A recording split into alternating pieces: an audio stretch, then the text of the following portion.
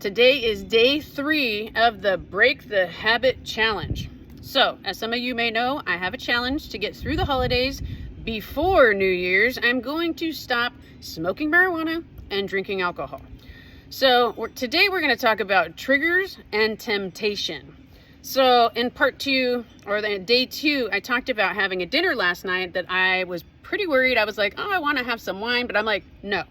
I'm going to plan for an expensive non-alcoholic drink, and I'm going to get through it just fine. I visualized myself there. I knew there'd be a wine list, which was 2 pages. It was literally twice the size of the menu.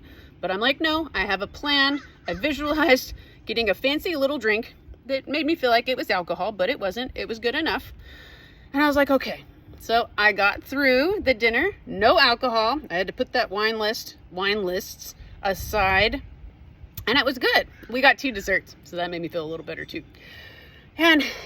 But then that was my temptation. So if you plan and you visualize what you're going to do before you get there and you're like, oh, I don't know. Like, I already knew it was going to be tough.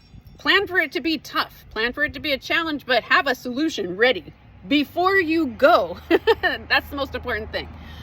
And then triggers. So you have to be aware of when you're going to feel like you're going to want to do whatever you're trying to let go of, and you have to be aware of the triggers that set you up for like something like that. So last night was the 3rd night in a row where I have not slept well, and insomnia has been a thing for me.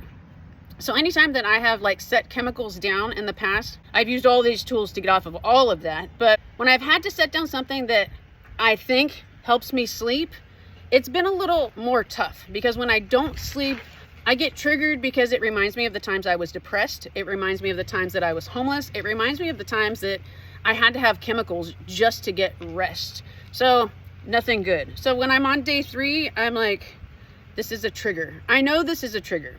So this morning, my wife's just like, we're gonna go on a hike. That's what we had planned. And she wanted to do like a 2-mile hike. And I was under the impression we were doing a 1-mile hike, but I was like, you know what? Let's do it. We're gonna do the 2-mile hike. Because I'm thinking, well, that will help me get tired, right? And I was already uncomfortable. And I told my wife that. I'm tired, I'm bitchy, and this isn't gonna make me feel super good. But I actually did. Once I got past the 1st mile and sucked it up, but I expressed my discomfort. I was good. And you know what? Tonight, I'm probably gonna sleep amazing. So step in, admit your discomfort. It's all part of it. We got this. Bye.